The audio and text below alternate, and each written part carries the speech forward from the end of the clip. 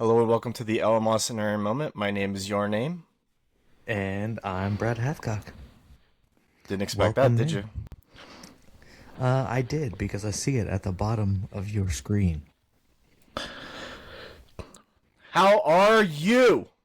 I'm good, man. I can't complain. It's a nice day, sort of. It's kind of been intermittently raining here between sun. Um, but it was supposed to like thunderstorm all day and supposed to rain for like the next 6 days. So That's awesome. not really. My I front like it. porch was supposed to get done today, and they aren't coming because it's raining. So Well, I hate summer, and it's beginning. I can only imagine how hot it gets there. Um, Actually, I went to Rancho Cucamonga last week, and I got to go to the uh, botanical gardens. Yeah. And I'm not really like a plant guy, but I could have spent like 4 hours there. It was pretty cool.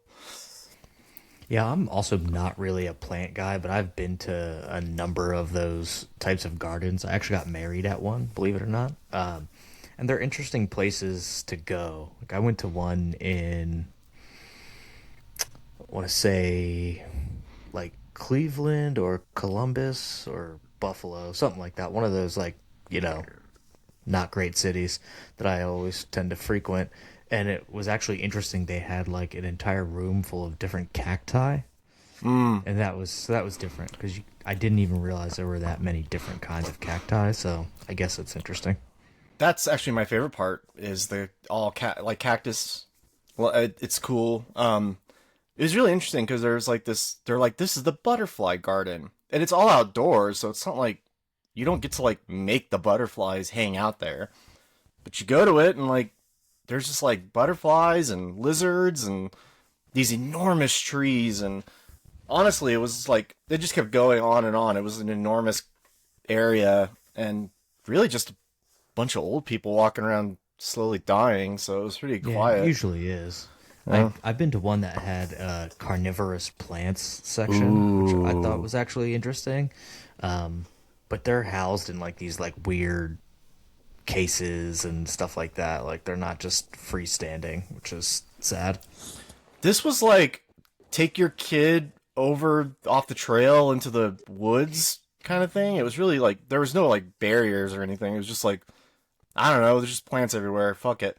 But like they have these I don't know if they're I don't know if they're native to California, but like these giant oak trees that the branches probably they go out like 30 feet and they probably weigh as much as like multiple cars. Like they're enormous, and the way that these trees can like support that kind of weight is pretty fascinating to me. Yeah, I mean, well, they have the in California. They have what the whole like redwood forest thing with those like gargantuan redwood trees. Yeah, and they had a few there, and I guess I'd never seen one like in person because like I've been right. up to like the redwood forest there. I can't remember exactly where it was, but it's definitely a sight to see for sure. Yeah. These just gargantuan trees, and it's surprisingly chilly. Like when you Mm. go because it's like it covers the sun like completely, and it's actually really cool to see stuff like that. So I like being out in nature, I guess. Yeah, it's the only redeeming quality of this state, unfortunately, is that it's just so goddamn beautiful everywhere. Ain't that the truth? Um, well, I thought we'd start off a little different and maybe talk about Backrooms because it's like fresh in my mind. Yeah, let's talk about it. Um, I guess we'll say spoilers, but there's not really much to spoil if you watch the Backrooms on YouTube or you know anything about it. You kind of know what it is. Um, I think there's like a one or two things that you could probably spoil in it, in terms of like the entity or monster or whatever you wanted to call it and what that looks like and things like that. But I find that people are either really loving this movie or absolutely hating it, and there's like no in between. Like, I I managed to don't. get in between somehow. Did you? Yeah, I turned because like first the movie is a very slow movie, so you know it definitely takes its time. You tell me your thoughts first. Go ahead. I'm in the camp that I actually really enjoyed it. Okay, good.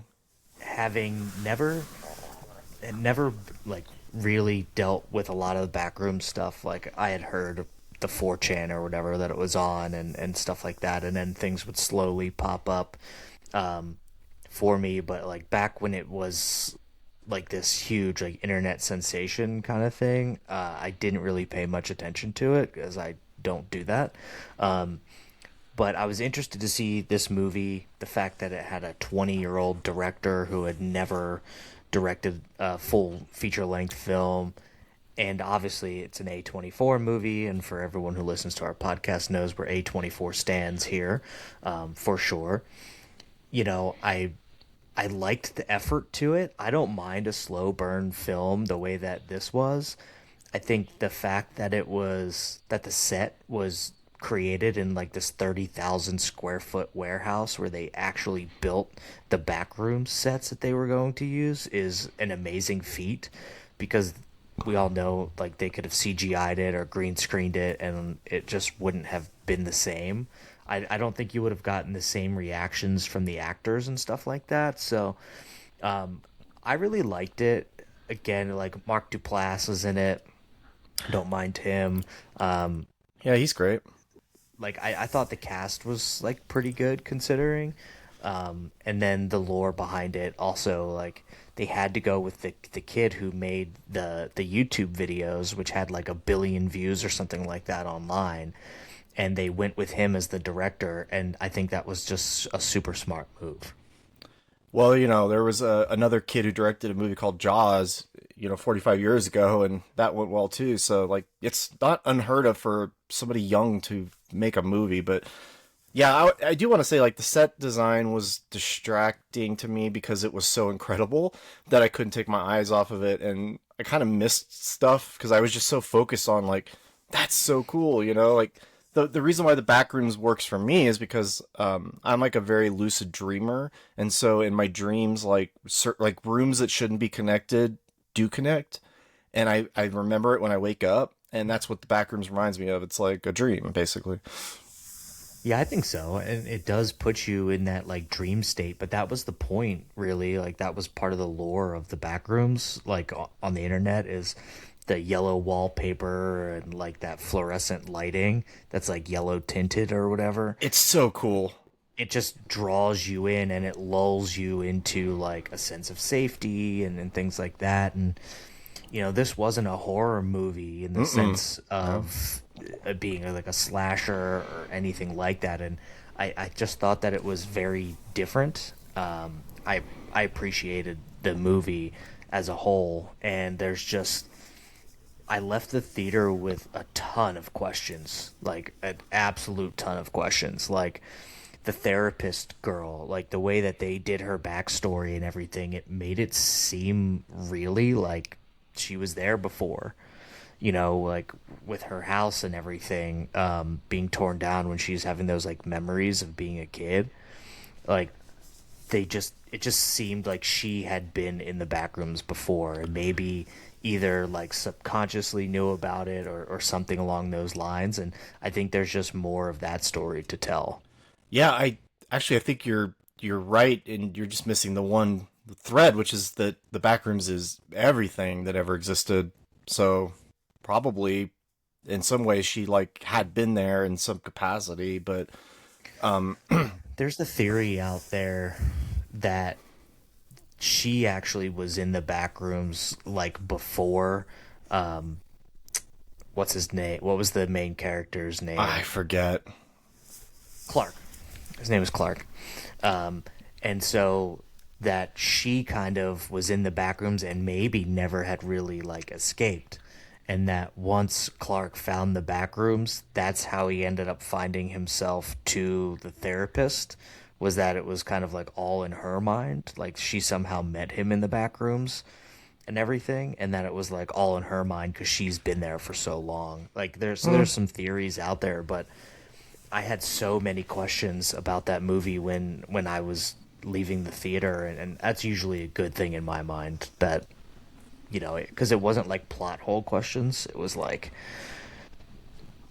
they could have dug deeper, and I will say I wanted a little bit more of that.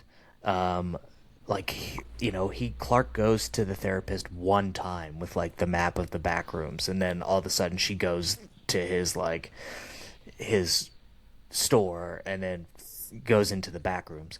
I think he could there could have been another 30 to 45 minutes of him exploring the back rooms, because as you know there's so many levels to the back rooms and there's so many different things that they could have spent a solid 30 or 45 more minutes of him exploring it and seeing what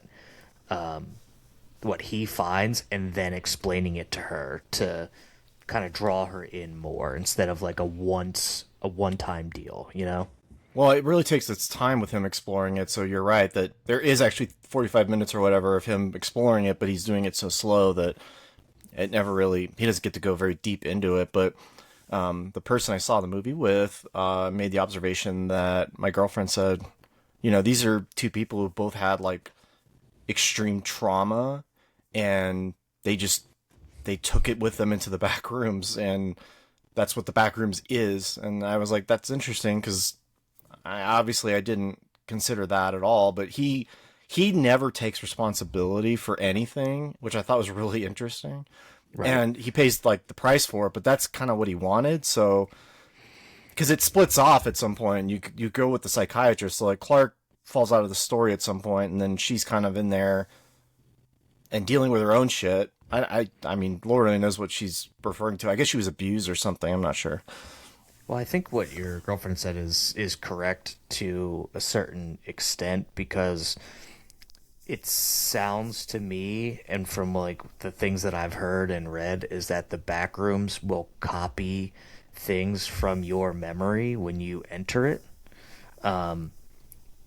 So that's why like people show up, like those disfigured characters.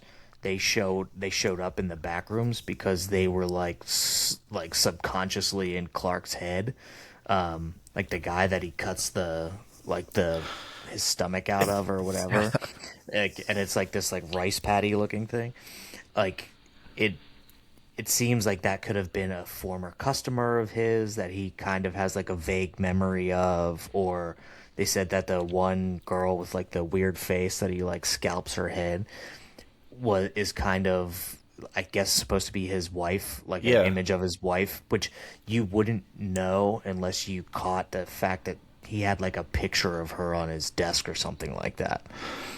So, there's very little things in there that go unnoticed. Like there's a severed head sitting on the floor next to like a pile of clothes that like nobody saw because it happened so quickly.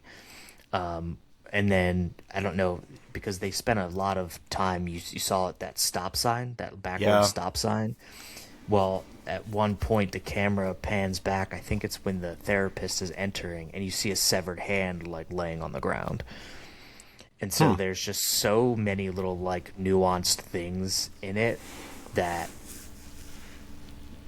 like they could have done so much more. And that's where I think the movie lacked, is it could have gone a little further and done so much more. But well, it did do a thing that it managed to do a thing that Stranger Things couldn't, because it has a lot of like similarities to Stranger Things. They go into the Upside Down, and then they have to like over explain the fuck out of it, and the government has to be involved and like is nefarious or whatever. And they don't do that at all. They actually, like, the Mark Duplass character, he's like, hey, so what do you think? Like, he doesn't really know either, or maybe he does, but like it doesn't indicate that he would. And he's barely in that movie at all, but the scenes he's in are like, it's a mystery to him too for some reason. Right. Yeah, so Kane Parsons went on and said that he initially had an idea for doing like a series, like maybe an anthology series or something like that about the back rooms. And he said that this was like step one in that regard. Now, I had heard that he signed a multi-picture deal with A24, and since the Backrooms is doing so well, it's A24's best box office movie of all time ever, right? and they seem to have confirmed, sort of like officially, unofficially, that they're going to make a second one. Um, and I mean, they picked the right guy. I must say. Yeah, I think you could. I think anthology works because the storylines, like you said, you walk out and you're not like satisfied with the conclusions from the characters that are in the movie, but in some ways they do have an ending. I mean, because Clark loses his fucking mind, but she kind of wraps things up too. She doesn't really Right. get So there, closure, but but there's like a theory really that Clark, the Clark that she met in the back rooms, wasn't actually Clark, he and acted a that lot like him. But I don't know, man. people actually believe, because if you saw scans of when they captured Pirate Clark, Mm, like the entity in the back room, and that he had full on like human skeleton and everything, and there are people that believe when he like attacked her, he kind of did so to ask for help, and that actually would go with the lore of like the back rooms, because that entity that you see, like the bacteria thing, that like black blocky like looking thing, hmm. it sounds like if you slow down the audio from when it's chasing you, it sounds like it's screaming help me. And because those entities are supposedly people who have been in the back rooms for too long, that they like they devolve into like an entity like that, and then that they're completely misunderstood. So like when she's in that like small hallway trying to like push her way out towards the async guys in the suits, which they also didn't do enough of in my opinion, that like the pirate Clark that was chasing her was actually Clark reaching out to her for help, but she was obviously running and stuff because she was scared. So there's just so many different ways that the movie fucks with your head, in my opinion. Yeah, the movie basically when I think of the movie, the only thing that comes to mind is that dinner table scene because that really is kind of the hinge of the movie. It's where it diverges, so Yeah, it I leads to didn't there. understand the guy in the wheelchair with the lamp. Like, Comic relief? yeah, well, because there is a really funny part Yeah. that in there too. I understand like maybe the guy sitting there is mostly just a prop for him to like cut the stomach out, like we talked about, and then his wife being there. I get that. But then the guy in like the wheelchair with the light kind of also made no sense. And so it's like you're wondering like, oh, like why are these people here? Like were they originally in the back rooms and now they've been copied by the back rooms or what? Like so it's there's just so much that can be thought out here, and there's so much to the lore on like online that it could go anywhere, and I would be really interested to see how he builds on a next one, like the pool rooms that they have, and Oh, like my favorite as thing. with like the back rooms gets like really weird because the async guys are all in these like hazmat suits, Yeah. and they're different colors, and some of the videos or whatever you see about backrooms is like really goofy where they go down these like water slides and then they fly like face first into a wall full of spikes and shit like that. Like I don't think he's going in that direction. That's a little campy. But there's just so much more that you can explore. And I don't know if you've tried to play the Backrooms game Yeah. that just was on Game Pass. Yep. Did you? Because Yeah. you have to play two player. Well, you could play one player. I found out how to do it. Oh, It did you? Because I couldn't get it to start as single player, so I just joined somebody else's game for a quick run, and I got killed by an entity pretty quick. So Yeah, it's not a very the menus are pretty bad, so you wouldn't know how to start a game by yourself. But yeah, I mean, I've played other games that are based on the Backrooms. One of them is called Dreamscape or something. Very similar. It's like you're walking through these dreamlike areas that make no sense, and everything's kind of connected that way. which is kind of why I fell into the whole like dreamcore aesthetic in the first place. But yeah, it's really just two different things, right? It's like the backrooms and the way it looks, and then it's all the story stuff around it. But the just the idea that like these rooms are all connected and there's like a little hatch with three door handles and you have to open the right one, and it's all just a big puzzle box that makes no sense.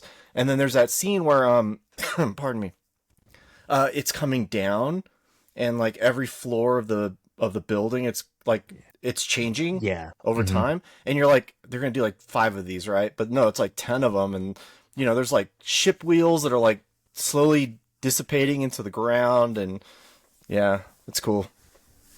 Yeah, I have to say bravo. Like I really thought that for a first movie, it was pretty good.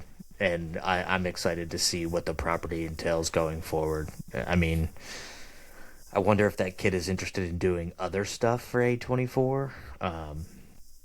Because apparently, I don't know if you've heard of the movie Obsession Yeah, it's that came out. the other biggest thing.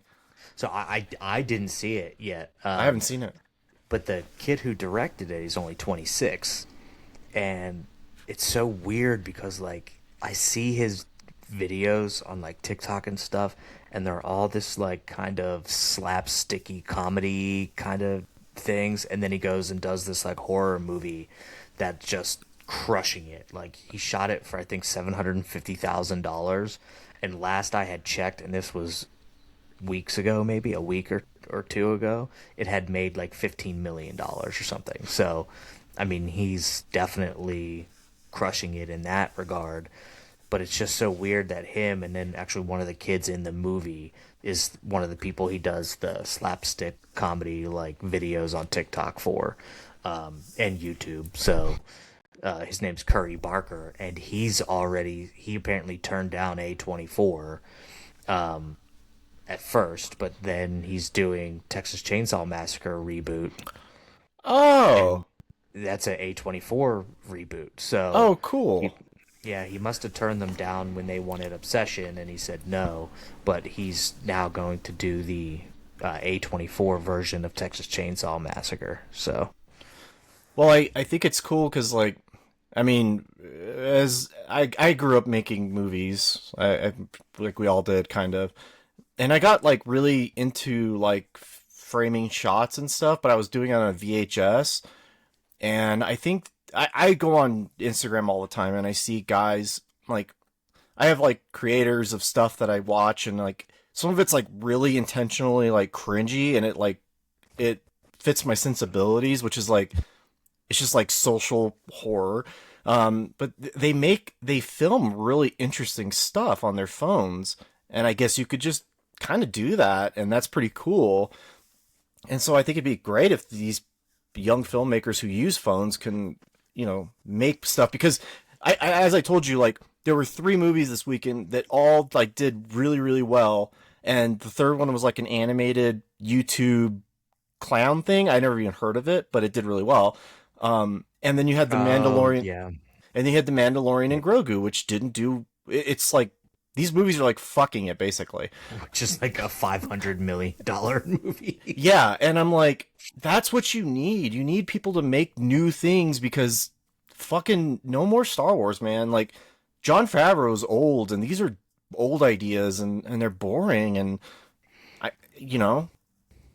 bring in new John filmmakers. Favreau is just gonna keep cranking them out, and that's one of the things that people have been saying so much about Backrooms and Obsession is like we're now seeing what they're calling the YouTube generation of Oh yeah, directors, oh yeah. where like that's where they're all getting their start is doing these movies on YouTube or TikTok and things like that. And interestingly enough, like Mark Duplass, he even said one of the reasons that he believes he was brought on to do Backrooms is that he mentors a lot of young directors, Sure. and he got there and because people were talking shit about Kane Parsons, like, oh, he's only 20, he doesn't know what he's doing, and Mark Duplass was like, he didn't need us to help him at all, first of all, and like, so Mark Duplass really came out in defense of him, and was like, he didn't need our help to guide him through anything. They were like, this kid's fucking good. And then seeing interviews with him and some of the cast, like he's very well spoken for a young director, that he can just go on and like really give good interviews. And actually, the female lead in Backrooms said that she wouldn't walk alone on set because she was like getting lost, and it scared the shit out of her to get lost in like this Oh yeah. 30,000 square foot place because of the eeriness that the set brought. So I think that's a great thing, and the fact that all of the actors in it are adamant that he did a really good job, and they seemed to care about it, and I think you could tell on screen that they actually were into what they were doing. So Yeah, I mean, the movie's hinged on, I don't want to use that word too much, but these two characters. That's like all that's in it. Mark Duplass, by the way, is that in between like old filmmakers and like a YouTube generation, because he came out with a lot of movies that like Creep 1, 2, and 3. oh yeah, Those are cool. Safety Not Guaranteed is like a really awesome like sci-fi indie movie. He's done interesting things. That one with that woman where they go on The One I Love, maybe? Yeah, The One I Love. That one's also really wild.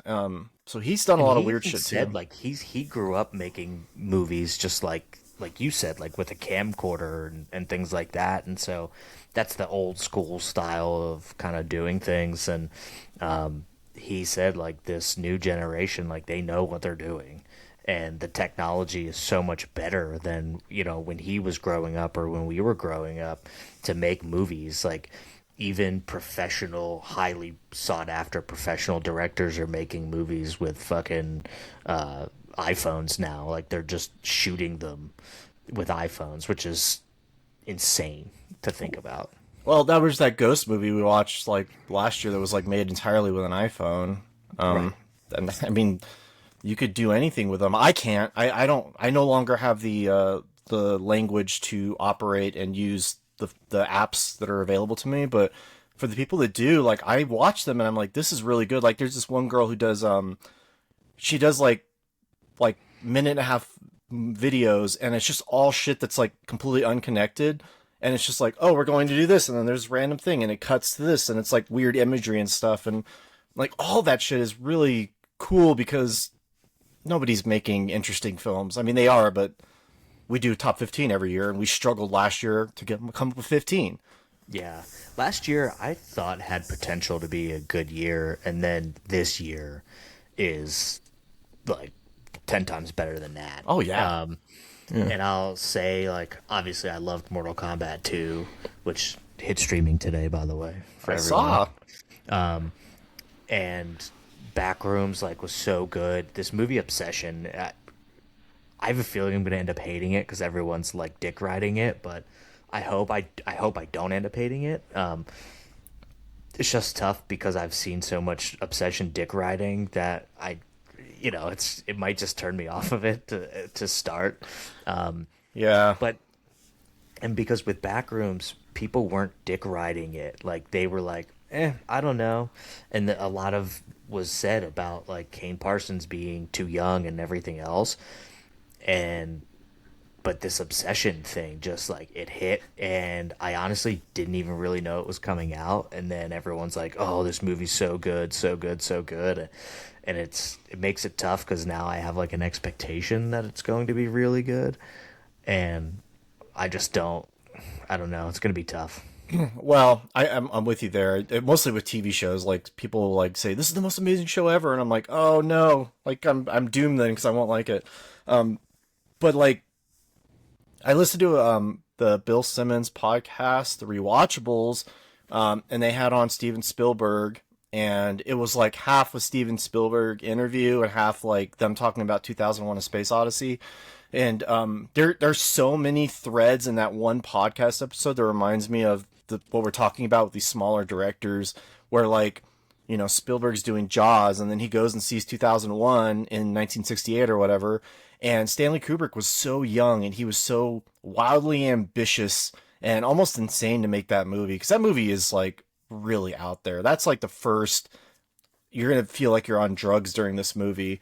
And you kind of see that happening again now, and I think that's really exciting because what was the guy Gareth Edwards? He directed Rogue One.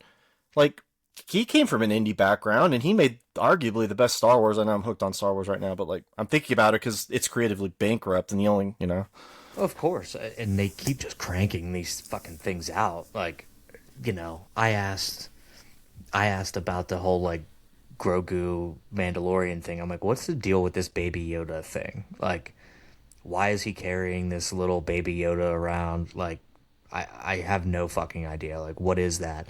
And even the most like ardent supporters of fucking Star Wars are like, I don't know.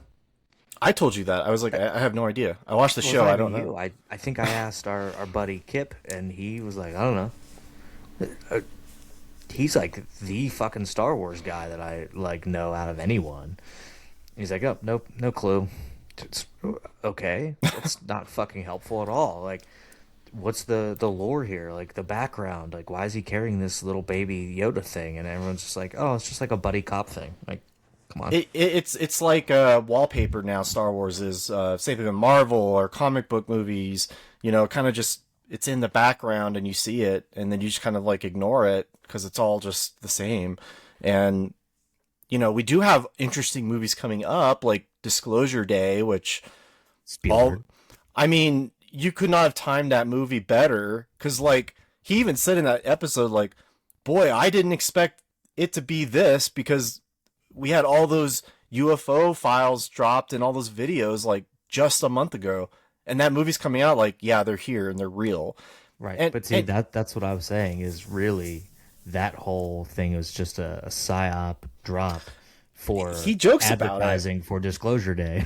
Yeah, he jokes about it. He's like, That shit's real. He's like, I didn't Just plan an this. advertisement. I mean, Spielberg has done so Spielberg actually, this interview was also interesting because he does talk about aliens. He's done so many sci-fi films about aliens that he either knows things that people didn't know before or he had heard stories. I mean, the guy I take him credibly when he says this, but he's like, yeah, I believe whether or not they're like actual beings, they're not necessarily violent. They might be synthetic, but like he talks about like they wouldn't come here if they had technology that could go the speed of light or go through wormholes and take all that time and, If there wasn't some reason turn to us come into here. a prison. Yeah. I mean, they would observe us. They wouldn't, be violent towards us or whatever. Which I thought was interesting. And I can't wait to see that movie because the trailers look terrible, but I mean, trailers. See that I was gonna say we had talked about that before, and you were kind of anti-Disclosure Day. I was Project Hail Mary because of that trailer too. Like Yeah, that trailer's bad. Yeah, that movie was pretty good. It was amazing. I enjoyed Project Hail Mary. I think that, spoiler probably ends up in our top 15 this year. It'll be interesting to see where it falls for each of us. Yeah. Because this year does seem to be a year of bangers. Like, I mean, Dune 3 is coming. The Odyssey year is going to be crazy between the Odyssey, Dune 3, Street Fighter, like, and they all come out within like a month of each other, I think. Well, the Odyssey's out in a few weeks, I think, because you can get the I thought popcorn it came bucket out in like October. No, you can. They showed that the trailer will run in front of Disclosure Day, and you can Gotcha. get your Trojan horse popcorn bucket. I might have to have one. It looks terrible, but you should probably get one so I can see it anyway. I think you eat out of the horse's stomach or something. It's very, very strange. Yeah, You see Masters of the Universe came out quietly. yeah, that one's unfortunately gonna bomb. I think because It looked terrible, dude. I saw the trailer for it. What did I go? Oh, I think it looks cool. When I took my wife to see The Devil Wears Prada 2, I think It didn't do it for you. I think it looks funny. it's gonna be CGI dog shit, man. It looks better than. It's sad to say that it looks like CGI dog shit, but it looks better than other stuff. It's to me, it's just gonna fall in that vein of like Mandalorian and like all those properties, Marvel dog shit that's coming out. Like it's all just CGI related dog shit, and that is one of the things that I have to. This is one of the reasons why I love horror so much. Is these horror movies typically stick to practical effects, and arguably it's way harder to do so, to stick to practical effects, and it looks more real and it's more interesting than just CGIing a bunch of shit together. How would you do a He-Man movie practically? They did that in the 80s. It was terrible. Right, but you're just asking for it to be terrible. I agree that this movie probably has to be CGI, and I'm going to watch it. And it actually has a really cool fucking popcorn bucket. I think it looks really fine. cool ones, but I might like it. I don't know. I don't even fucking know anything about He-Man. But I'm not gonna see it in I'm a 40-year-old theaters, I'll say dude. that. But like Skeletor looks interesting, although arguably Skeletor, Shao Kahn kind of looked the same, and Shao Kahn looked a lot better. So because they did practical effects on his like on his mask and everything. So, but obviously I'm a MK stan, so it's fine. Yeah, and you're being a little harsh on He-Man. I think it looks dumb, fun, whatever. I mean, it could be fun, but it looks dumb. I don't think it's going to do super well at the box office. It's also very niche. Like He-Man is super dumb and only for old dudes. I think that's what I mean. I think for even our generation, it's pretty niche. So this next generation is not going to, they're going to be like, what the fuck is that? Like Skeletor's a meme, but it's like an adult man meme. Like it's not one that the kids are using, you know what I mean? Yeah, it's a lot of like homoerotic imagery and Yeah, so I don't know if it's gonna work. It just I don't think it meets the time, like the generation that it's in. Like they needed to reboot it back in like the 2000s. it is already out. We do know it didn't do well. But Oh, okay. Yeah, I wasn't sure. it got good reviews. It got reviews from sources I trust liked it.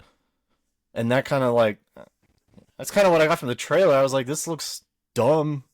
He-Man's dumb, dude. It's just very silly. It is. It is. It's like I think the story is basically like he grows up on Earth, but he knows that he doesn't belong on Earth, and nobody believes him that he's like basically an alien, and then whoops, he was an alien, and he goes to like save a planet that he didn't even really know existed because he grew up on Earth. Like the story itself is just fucking stupid.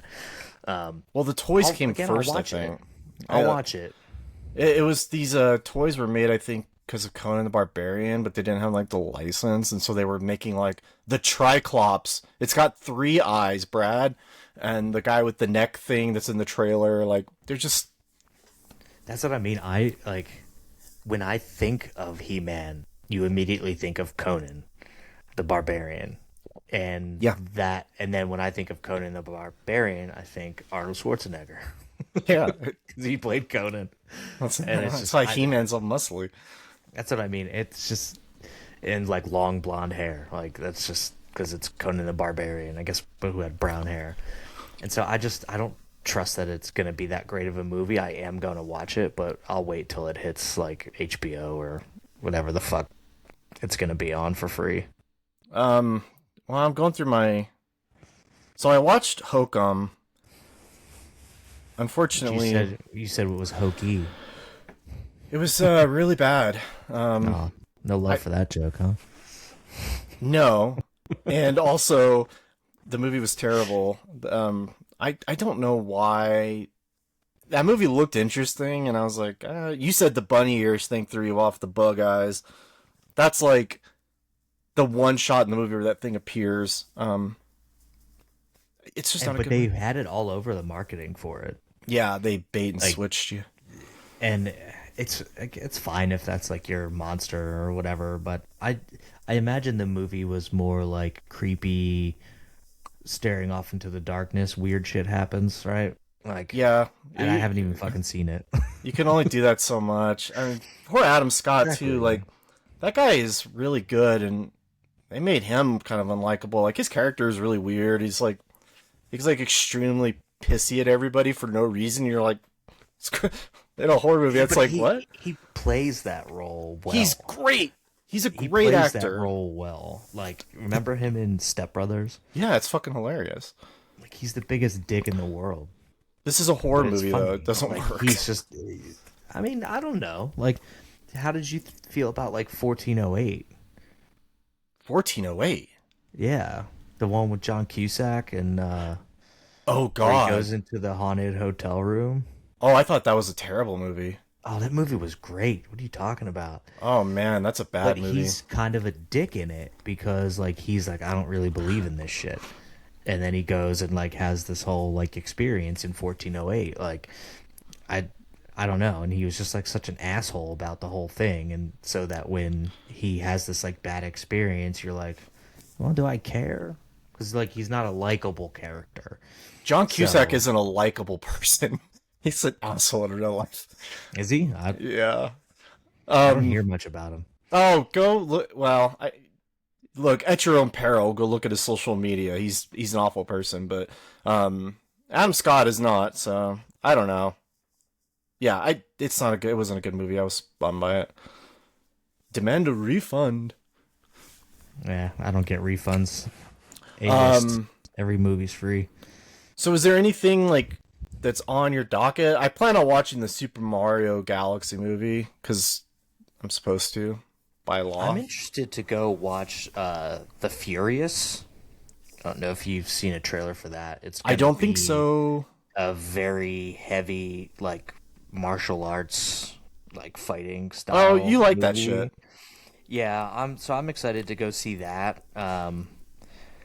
Scary movies getting, like, mixed reviews. But I've seen kind of, like, a lot about Scary Movie in terms of, like, the Wayans brothers are only considering this like the third ever Scary Movie because they were only involved in the first two and then not the subsequent ones. So I guess it's like they're bringing back Scary Movie. And I don't know, it could be okay. I'm interested in seeing Pressure with Brendan Fraser Yeah.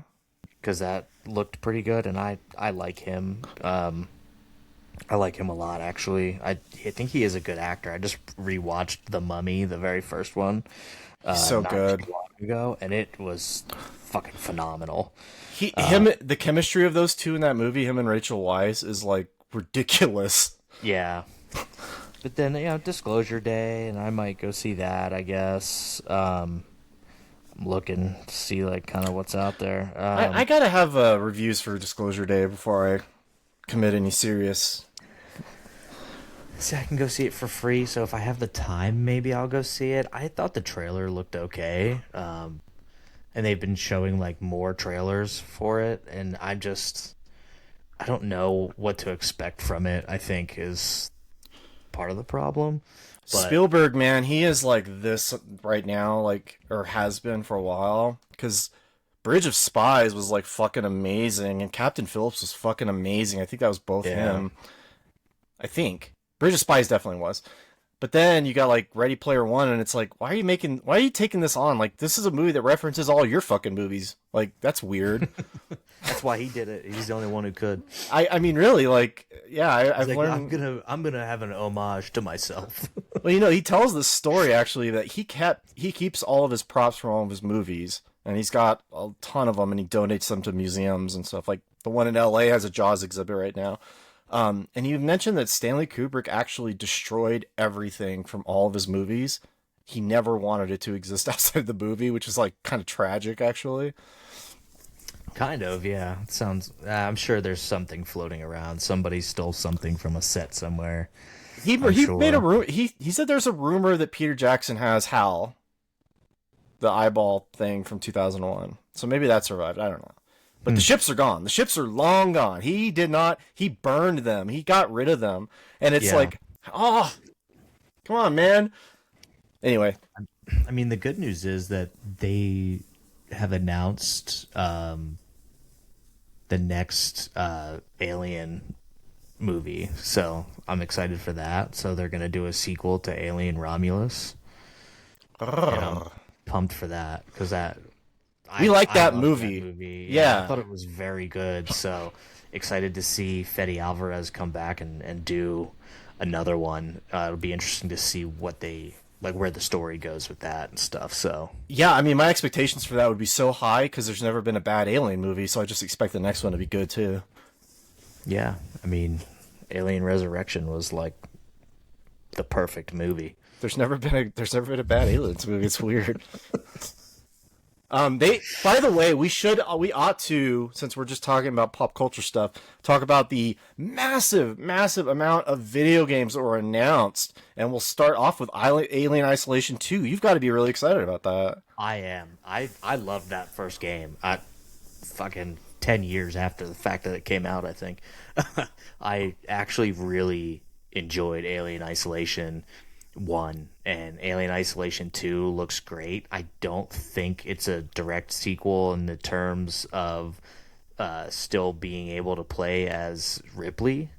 Because I think you're in like a jungle. yeah, the story from the first one is you're Ellen Ripley's daughter, and you're kind of looking for answers and stuff like that. How does that So you're game on the end? ship. I believe she's like shot. She like has to shoot herself out into space, but she's in like a spacesuit. I can't remember exactly A how it grim ended. ending. But she by all accounts was like alive. That's a scary game. I think she had to destroy the space station. It was unbelievably good. That's spooky. I really enjoyed it, and you had to like really slow play it. I would die on a single part like 20 times before you could like figure out how to get around it. It reminded me a lot of System Shock in that way, because System Shock is like room, room, be careful, don't touch anything, don't go anywhere. I think this next one's going to be even crazier because the AI in it could probably Oh, be yeah. really fucking good, because the whole first one's based on like AI. So like you get to a part and then the alien will follow you. Like there are certain parts where it's guaranteed to drop in front of you because it needs you to turn back and like figure something out, right? As part of the scary part of the game. But then the AI, like you could throw a bottle or something and it'll kind of go check that out, but it will kind of like know the area that you're in and what area to search. So I've found myself like completely like starting the scary part and then like exiting that area completely to kind of try and throw off the AI. But it's going to definitely change in this next one because the AI is going to be so much better. I'm willing to bet you the AI is going to be so fucking deadly when it comes out that they have to dial it back probably later on. They'll use AI to reduce the AI. Probably. Yeah, so that is one of the thousands of games that were announced, because there were like 5 shows and Nintendo was the last one today, and it was just there's a new Gears of War, there's a new the Halo, which is another remake of that game, but it looks cool. I mean, what else do we got? Tomb Raider. Yeah, I didn't see the trailer for that one. I got out of Tomb Raider games after like the second one for what PlayStation 2. I've played them all. I don't know why, but I've played them all. I don't know. I'm sure some of the newer ones are like better than what the old ones were. But I haven't played like a new generation Tomb Raider game. There was a Godzilla fighting game on the GameCube. It was No, get out. it was a really weird game that I had and maybe still do somewhere, and they King of are the Monsters? remastering that. No, Destroy All Monsters? I don't know, something monsters. But like it was like you were in different cities around the world, and like each character fought, and you could like pick up buildings and chuck them and shit. And it was dumb, but I think that's cool that they're remaking that. What else was there? I saw the trailer for Gears of War E-Day. I nobody could tell me if that's a prequel. I guess it's a prequel. It looks good, dude. I don't know if it's a prequel or not, but they added in, and the multiplayer I think is probably going to be pretty good for it. they actually added in the ability to like jump, which you didn't have before. You can now slide. They changed some of the cover. The Because you cover used to looked just be able cool. to like run behind cover, but now you can lay down behind like lower cover and different things like that. Um, I think it's going to be pretty interesting game for sure. I haven't played a Gears of War game in quite a few years because they just got repetitive and kind of dumb. I would say after Gears like 2, they started just getting a little stupid, so I stopped playing them, but this one actually looks pretty good. I might give it a shot. We also have Wolverine coming out in September. So like all these games are coming out right around November because November is GTA 6. Now, I don't know the logic behind that. Like, why would you dump all your shit out the month before if you're all going to eat each other alive? Doesn't matter for me. I'm a huge That's gamer. true. Like, for me, that benefits me. I'm like, I'll play everything. But it is interesting to see that there's only one Well, game competing with GTA 6, and it's the Ocarina of Time remake.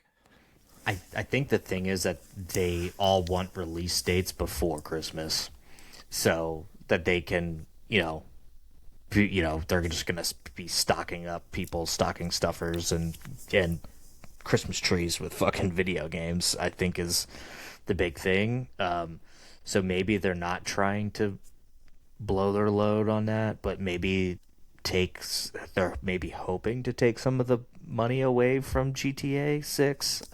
I don't know. We should mention two other ones. A new Spyro game, which is cool. Like, I like that they made another Crash Bandicoot, and then it was good, and then like another Spyro. The other one that I don't think anybody saw coming, and it only works because they have the music in it, is the Crazy Taxi Oh my game. god, they're doing another Crazy Taxi Yeah, game. and it opens up with Offspring playing, because that's the thing, right? Is like those later games that have Offspring in them, and they didn't license the music, and it's like that's all anybody wants is another Crazy Taxi game and Offspring, and that's it. I didn't even Deliver. realize that they were making another Crazy Taxi game. This excites me That's greatly, funny. actually. Yeah. Oh, I'm sure. I love that series. We should mention also that there was a Resident Evil Code Veronica getting a remake. Oh yeah. One of the last So ones. I've never played Resident Evil Code Veronica. Um, It's is that the one that terrible. came out for GameCube? It came out for Dreamcast, and Dreamcast. I don't know that it And came out for only anything else. Dreamcast, right? I think it might be locked away on that. It might I have was been just saying, re-released on GameCube, but as I it said, ugh. if it only came out for Dreamcast, I never played it for sure because I never had a Dreamcast. It's Not the many most people did. obscure of those games. That and Resident Evil Zero, which is the other one that hasn't been remade yet. I don't know Yeah. that it would, but that's pretty exciting because I don't know. I tried playing Code Veronica, I think a year or two ago, and it was unplayable. I was like, I can't do We're- this. They're trying their hardest to not remake RE5, aren't they? They're Well, trying Brad, I don't know. I don't know The that game's considered like highly racist, so I it's not. I don't think it is personally. I think it's a fun game. But I'm sure it aged really poorly from when it came out. I don't. Capcom doesn't give a fuck. Like they're a Japanese video game company. Why do they care that's about our true. sensibilities? They shouldn't. I don't know. That'll be interesting to see for Code Veronica, like because these remakes have gone numerous ways. Like I really enjoyed the remakes of Resident Evil 1, Resident Evil 2. The remake of Resident Evil 3 was fucking awful. It's And just not a good then game. yeah, obviously RE4 was like pretty good. Yeah. Did you play Requiem? I don't know. If we even talked about that. I beat it 4 times. Okay, so I beat it the one time. That was the last game I played. Oh, Actually. I remember because you gave me shit because I took the bad ending for whatever reason. Yeah. I didn't like that game at all. Actually, that's like my least That's favorite of because them. you took the bad ending, you dummy. It's not a compelling game to me. It's not replayable. I don't like it. I kept beating it because I really wanted to get like infinite ammo for the Requiem, so that like you could just kind of run through it. And then I was like, oh, well, I want infinite ammo for the RPG.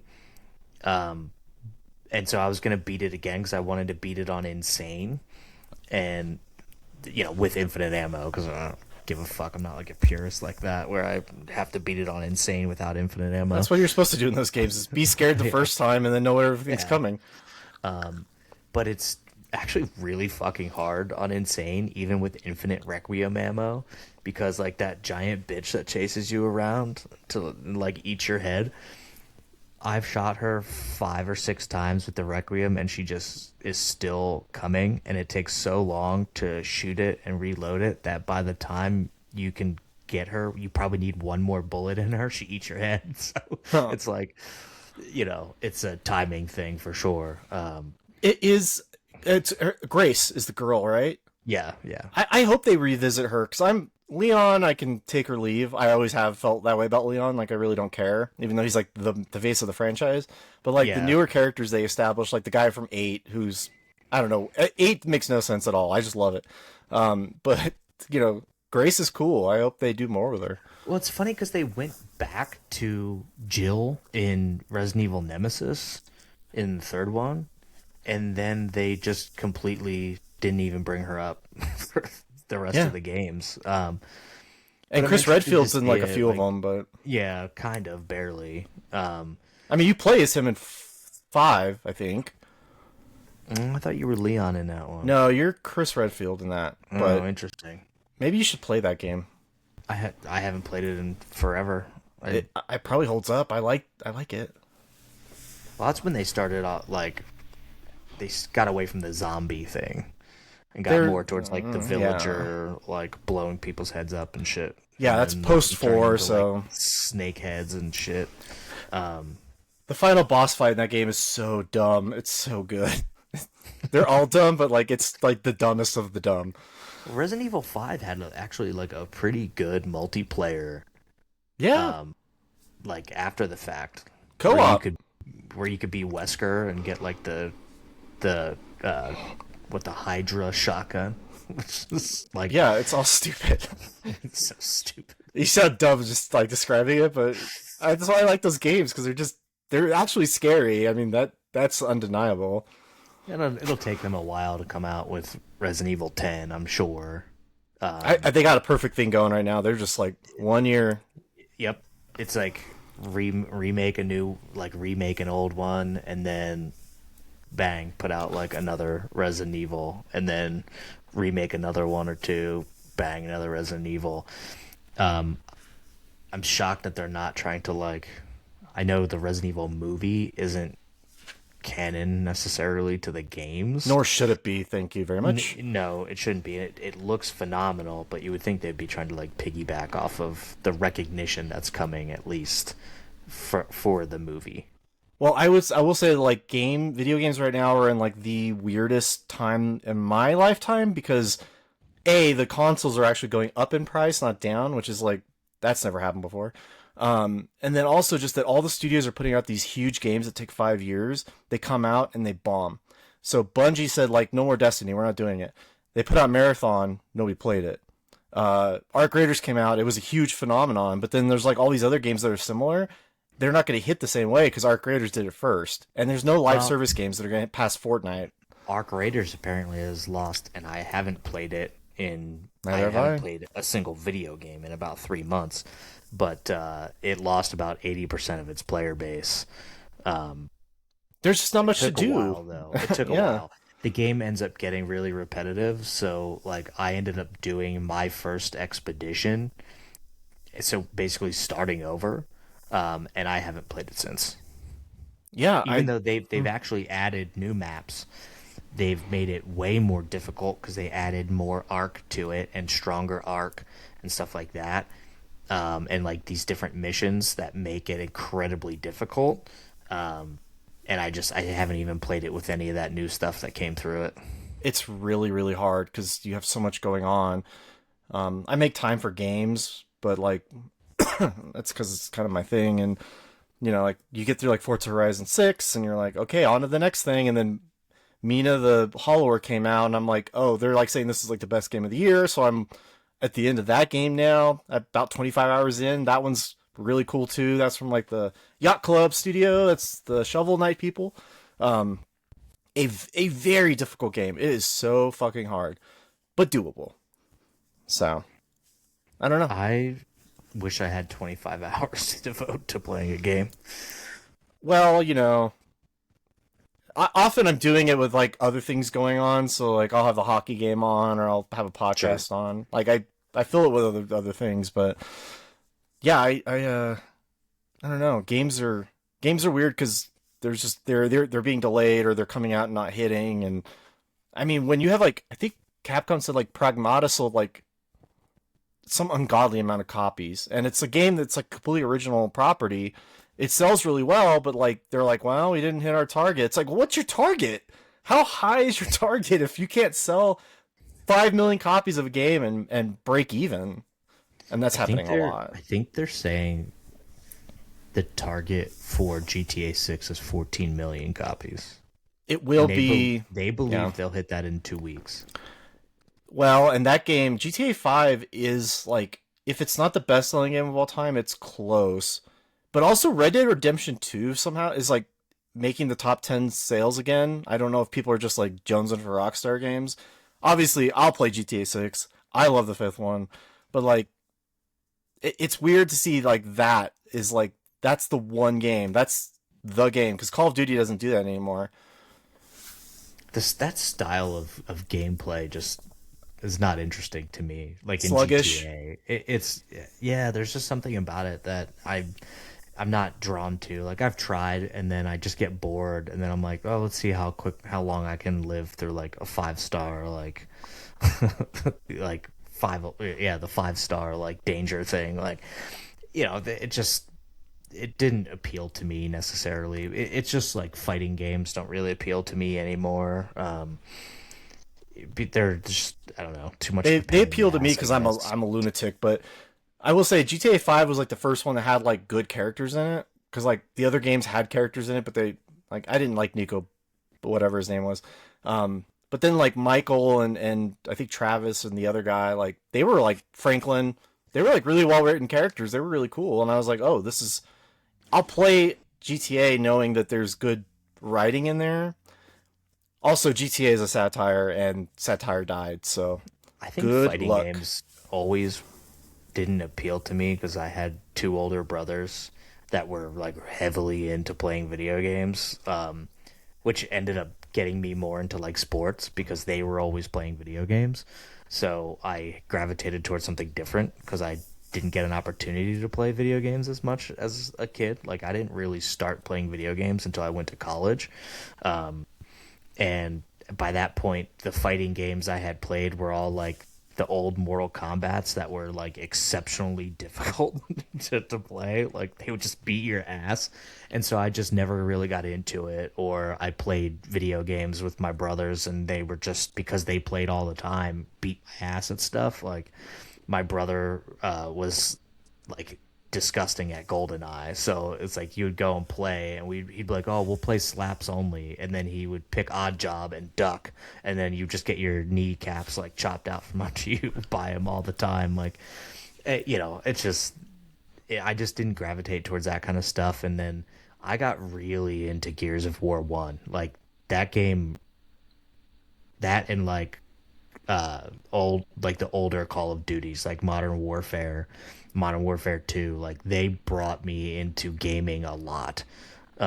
Because I didn't really experience a lot of gaming until I went to college, and then it was your Call of Duties and Gears of War that were just so fucking good when they came out that I stuck to it, and I still play games today, albeit less than I did in college because I have too much other shit going on in life. But Well, I mean, Gears of War is one that we played the ever loving fuck out of to the point where like I have trouble going back to it now because I'm like I don't want to play that anymore. But that's what I mean. So, like, dude, there every once in a while a game comes out that I'm like I'm gonna fuck this shit up because it is so good. And for me, Resident Evil Requiem was like that. Like I was like I'm gonna beat the shit out of this game, and I did, and I loved it. Arc Raiders was like that until it lost its allure. Alien Isolation, like when I obviously that's an older game, but like I picked it these up are within the because last year. yeah, that I played the fuck out of it because it was that good of a game. So for me, I think it's hard for a game to really keep my attention to the point where I'm like obsessed with playing it. But when I find it, like I'm obsessed with it. Like I played Batman Arkham Asylum. Was that the first one? Yeah. It was like one of the first games I ever 100%ed until they started releasing DLC and adding like, you know, new trophies or whatever to it. I 100%ed Batman Arkham Asylum because that game was fucking unbelievably good. It still is, actually. So much so that they based the new Lego game off of it, which I have, and I've played a little of. It's not... I don't love the Lego games, but I was playing with somebody who does. Also, that 007 game just came out, and then there was one other one I was going to talk about. The 007 game looked good. Is it good? Our mutual super fan loves it so far. What's the gameplay style of that? Like third person espionage with driving and shooting. Okay, so you have to like do the driving. That's why that explains a lot. You drive. I'm sure you're driving like a fucking Aston Martin or something stupid. Well, so like that studio made the Hitman games, and those games are not that at all. Those games are like puzzle games. You're like, you got to kill this guy, figure it out, and then you go and like throw an apple on his head or something, and it just works. And I'm sure the Bond game is a little more serious than that. I would hope so. I think it probably is. Yeah, we've got Star Fox 2 coming out, which I'm excited about. So there's always something if you've got all the consoles, but I heard that people didn't like the design of what's his name? Fox McCloud. Yeah. I of heard course they people didn't don't like the design of it, and yeah, he looks I weird. thought that they were like changing it before they released it because they were actually concerned about it.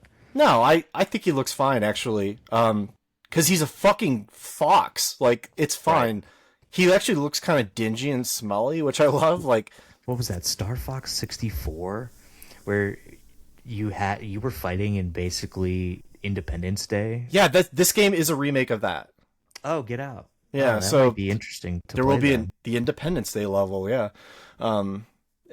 those games were always weird animal shit. It's just they added fur. Now people were like, "Oh, it's fur," and the frog looks really weird, and I'm like, he always was. They're all weird.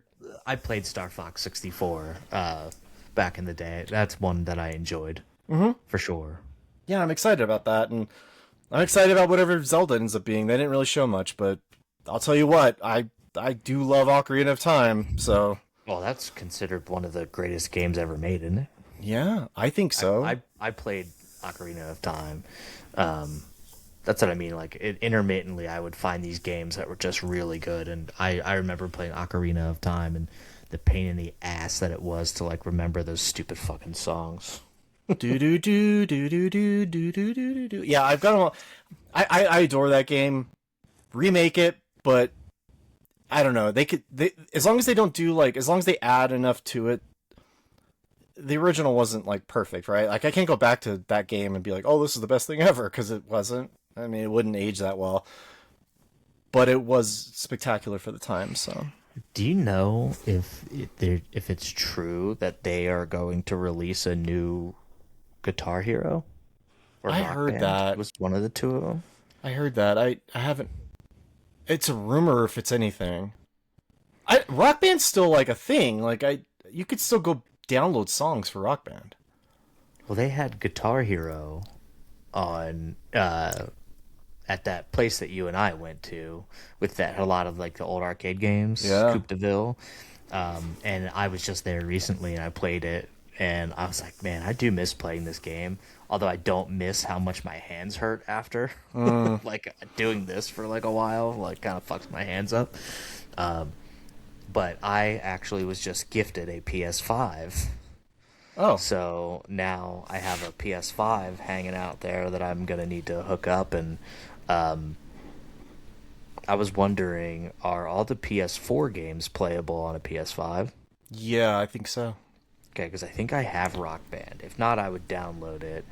But I wonder if, like, my PSN still exists that I could have all my downloaded songs. I don't know. Your PSN will probably exist. don't know. What about the Rock Band guitar? Does it work for the PS5? You know what? It's funny you say this. I think I played Rock Band on my Xbox Series X, and I got the microphone to work. Interesting. I was wondering, like, if USB. okay, if like the PS4, say, Guitar Hero guitar works on the PS5. If it USB, I would think so. Yeah. That's a weird question. See, I don't have that one. I have the completely Bluetooth one. Well, lunatics like me kept all that fucking shit, and we all have it 'Cause you're still. So, smart, yeah. yeah, I'm like, well, because those things sell for like $150 now for those I'm guitars, sure. And and how many? Ask me how many of them I sold to GameStop.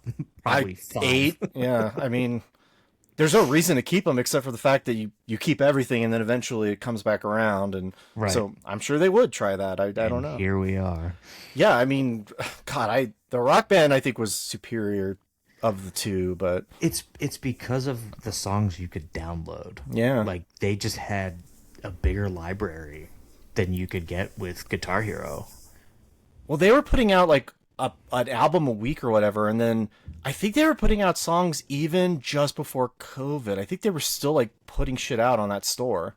Yeah, I can't imagine they are anymore, but I wonder if it's still like active to download. It is because I think I've done it in the past couple of years. Ugh. Because I like Prices are singing. probably outrageous. I'm a yes. Well, the DLC is probably expensive, but the base game. I mean, if you wanted to get like, if you want to have a little fun, Yeah, it's probably cheap, yeah. but you're not gonna go play like any new PlayStation 5 games, or I don't know. why'd you go to Rock I Band? don't know. It's just my wife likes to play Guitar Oh, Hero okay. and Rock Band, so it's something easy that I could like play with her or get her to play. I love those we could games. all we could all probably play together. Yeah, I'll get on there too. So it's just something that I thought about, and like, I was gifted a free PS5. Like, I'm either gonna hook it up or sell it. Like, I mean, you know, Well, how does one get a free PS5, Brad? my brother is moving to Ireland and Oh. couldn't take it. Definitely Well- could have taken it with him, but for some reason isn't. Okay. He's also giving me like an older gaming laptop, an MSI laptop that he built. He's giving me that as well. So Yeah, I can't recommend you anything on there, but because we play so many different types of games, like well, I'm sure there's a billion things on Steam. Like I see all these like horror games on Steam that are supposed to be like pretty intense that I could maybe be interested in, but again, I'd have to take the time to actually play more video games. Brad, did you see what they did with the price of the Steam Deck? No, is it insanely expensive now? Yeah, 'Cause I think it was fairly cheap as far as handhelds go. I got mine for like maybe 350 or 4. They increased the price to like 950. What? They like nearly doubled it. It's almost $1,000 for a Steam Deck now? Yeah, dude, and I'm telling you, like the Switch 2 is gonna go up too. It's gonna go up 50. I think it's gonna go up 100 in Japan. These Oh my consoles, God. the next generation, you're gonna be paying over $1,000 for a video game console. It better be really fucking good. Like, I better not have to replace it for 15 years. Our technology is rapidly accelerating at a rate that cannot keep up with hardware, and we're And all you fucked better because of it. have like a 8K TV, Well, because that's probably what they're gonna do. for a man with a soundbar, I don't think that matters. But oh, sorry, that just took a shot at you. Wow. Wow. But for those of us, I don't know how anything's going to be under $1,000 now, and that's just scary. Well, we need all those chips for like bombs and stuff, so Oh, we need them for data centers. that's true. Hey, we can always attach a data center to your house now. Thank you, NVIDIA. Yes, you could do that. That's the grim future. You're going to power somebody's porn bot from your garage. I might just YOLO into it. Why not? It's interesting to watch gaming become just, it's like a luxury. If, mean- if attaching one of those data centers, little data center things to your house paid for your entire like water and electric bill, and then gave you, say, I don't know, $200 a month of income, would you do it? Oh man, I guess so. Because my That's electric bill is grim. like $150 a month. My water Uh, bill, I don't even know. I mean, mine's way more than that, but like, I don't know, man. The way that you would do that and be like, are you gonna be? Is it okay? Is this? Am I secure? That's a If it really dark if it future. equated to like $500 a month of income, wouldn't you do it? If I didn't have to pay anything, I guess so. If they couldn't track my activity online, like they can't get on my Wi-Fi, but they're not gonna It do that. probably ends up being your Wi-Fi, to be honest. Like they're gonna turn cities into like data centers. Like that makes no sense. Like for what? That's the thing, right? Like I don't understand. You do because you work in this industry, but like I don't understand the downstream business prospects for AI companies when there's like no demand for it.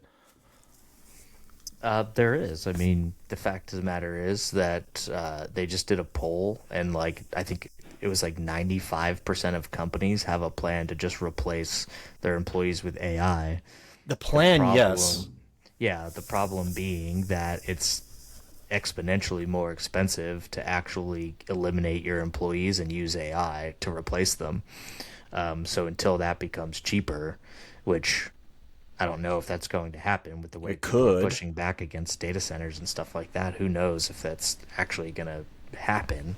Um, I think they just, I thought I saw a number about like in the tech sector alone, there was like 146,000 like layoffs or something like that. So I think it's, it's like preloading something that's not there. I mean, if you're using Claude, I get it. Have you used Claude? yes, yeah. Uh, I was trying to teach Claude to give me daily fantasy rosters for hockey.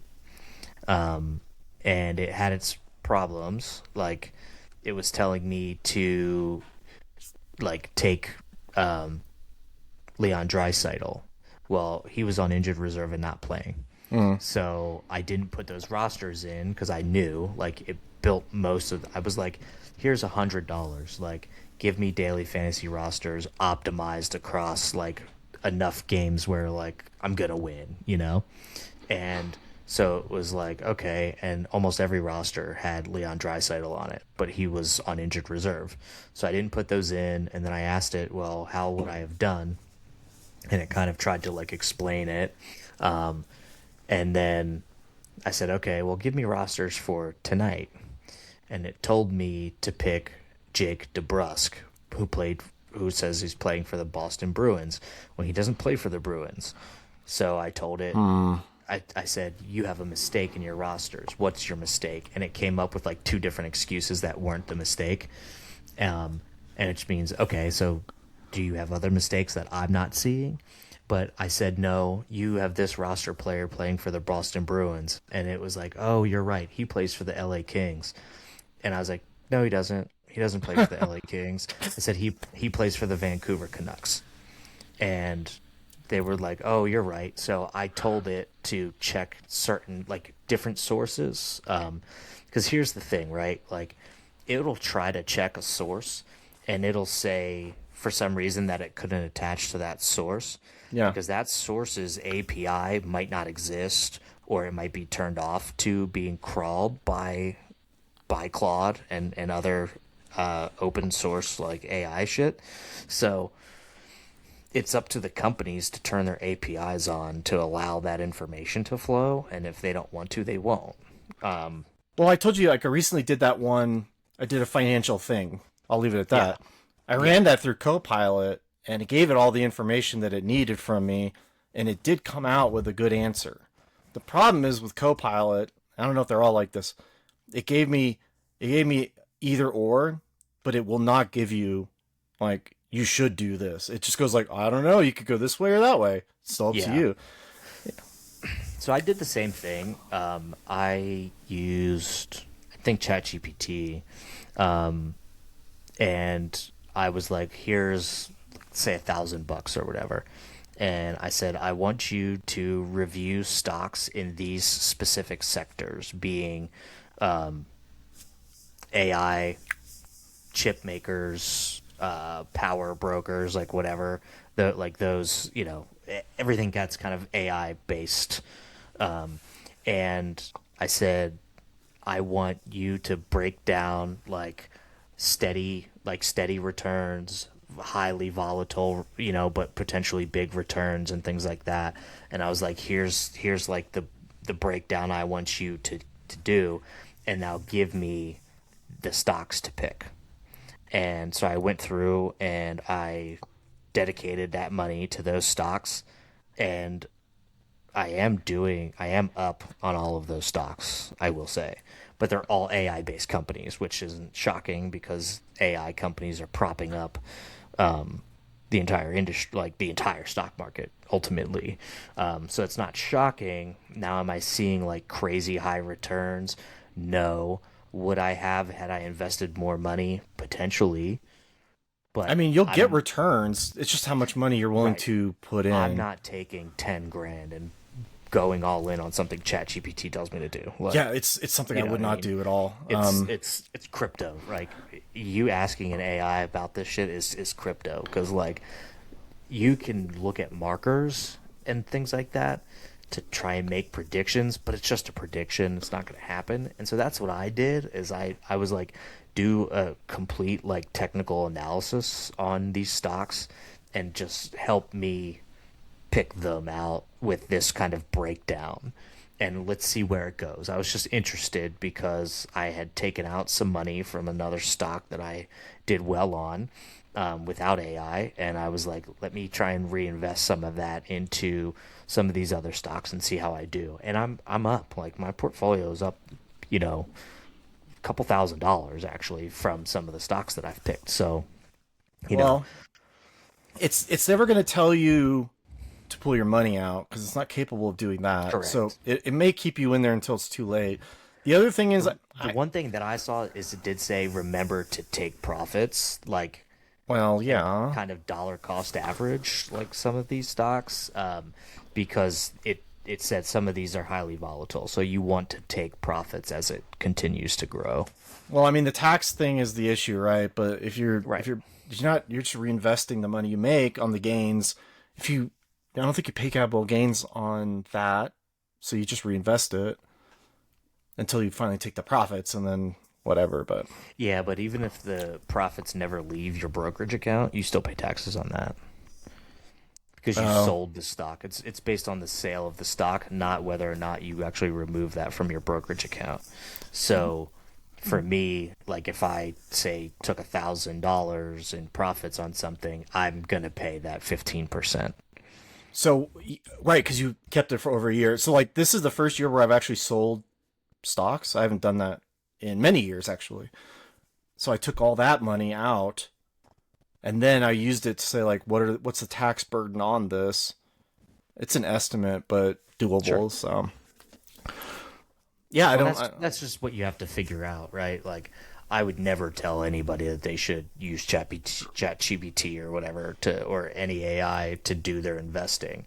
For me, it was purely an See what it does. experiment, Yeah. and it's the market is so volatile, especially right now, that I was like, hey, there could be like big swings here, and I knew that, so I went into it knowing that I could lose that initial investment.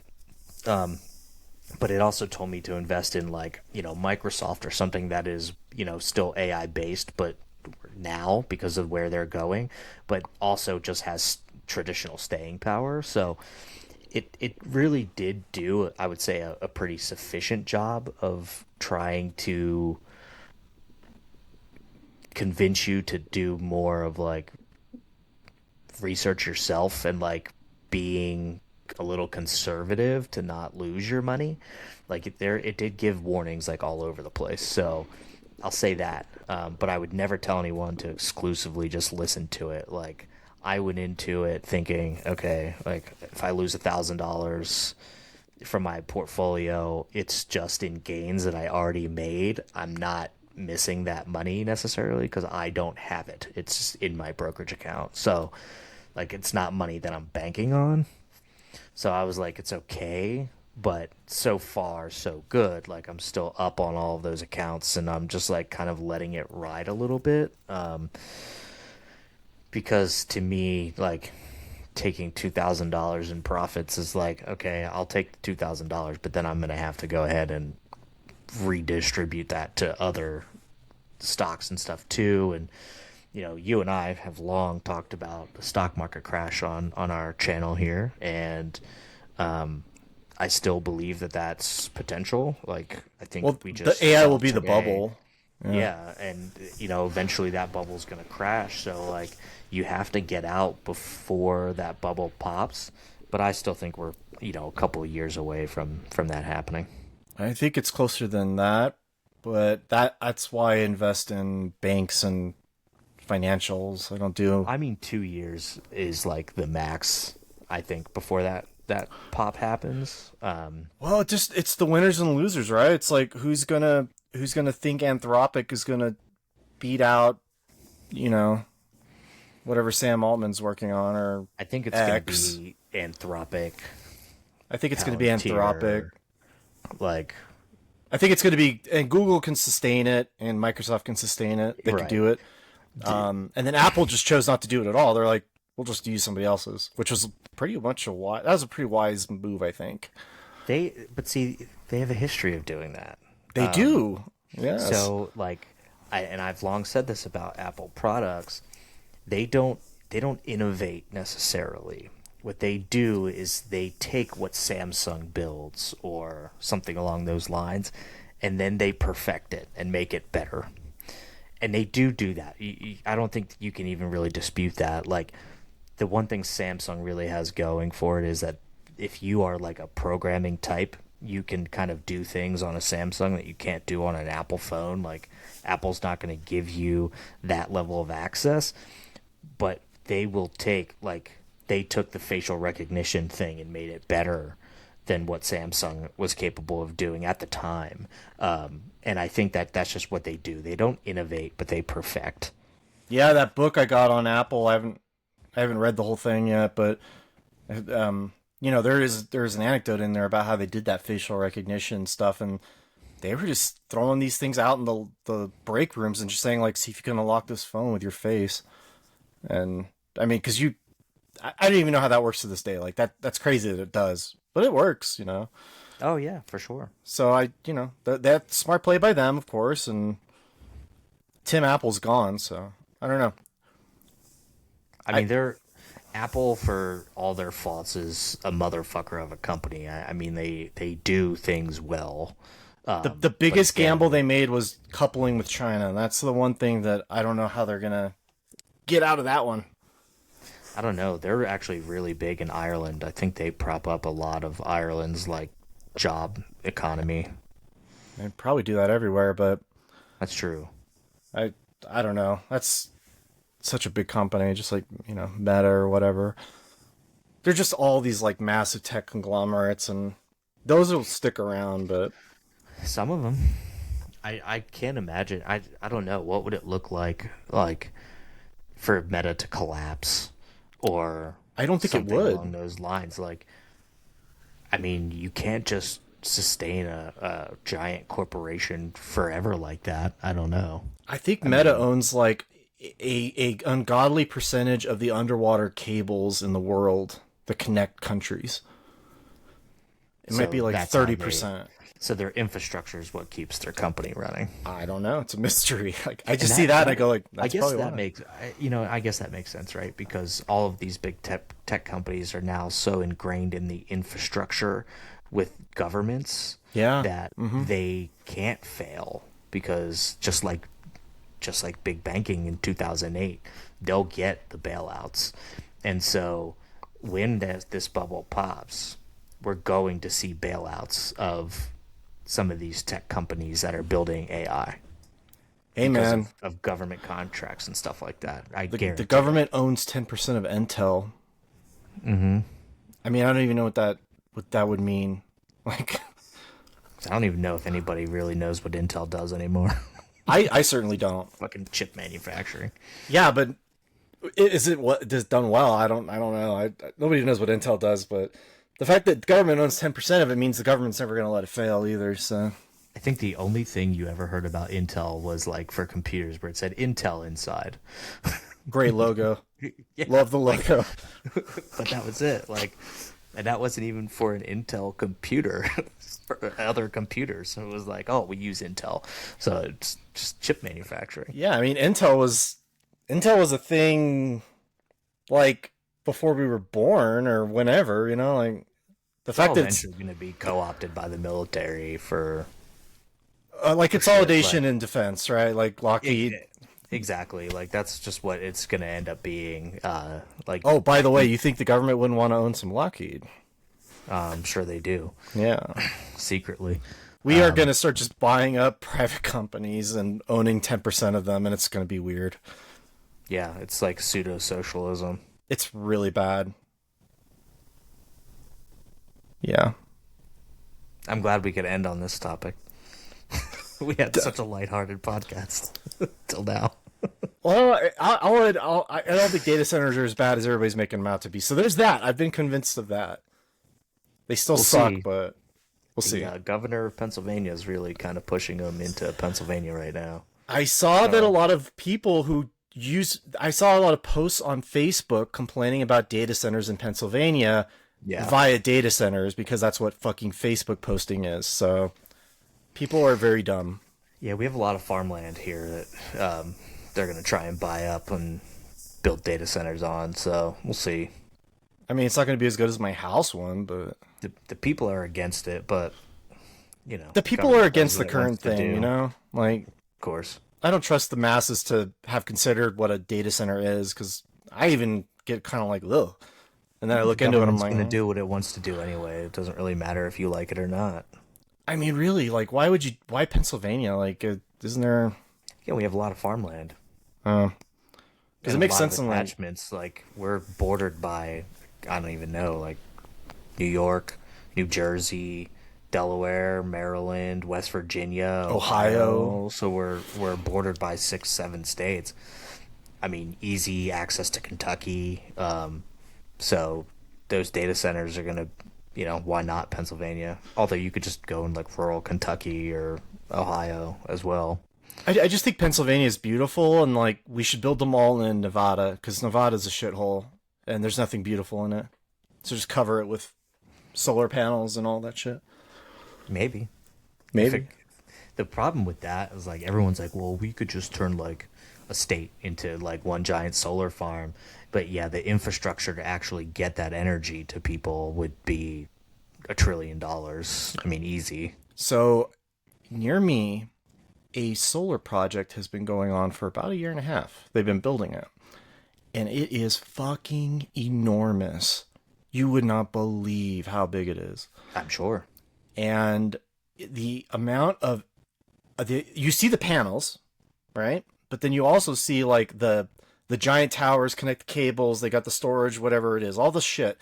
Big old warehouse like 15 miles away where God knows what's going on in there, maintenance or whatever. Boy, it is pretty interesting to watch. Yeah, you know what? And everyone would be like, oh, it's solar, it's clean. It's not. Solar panels like leach chemicals into groundwater and shit. It's not. It's Also, not as clean as everyone thinks it is. if you cover 10 square miles with solar panels that are black, aren't you like artificially heating the environment around it? Like, wouldn't you create heat bubbles? I don't think so because it absorbs that heat. I don't know. Nobody does. Supposedly putting solar panels on your house makes your house cooler, not warmer. Oh. So Yeah, well, I mean, it looks really cool. I don't know. Looks sick as fuck. Guess we'll find out one day. Well, Brad, I don't know. See, we turned it around. I did it. I know. We went right back. Yeah. We're capable of walking and chewing gum at the same time. Look at us. Yes. Well, I guess I'll bid you adieu. You want to end on Sounds that? good. I think so. Yeah. Let's keep it. Power up, buddy. Power down. With solar. Bye. Later.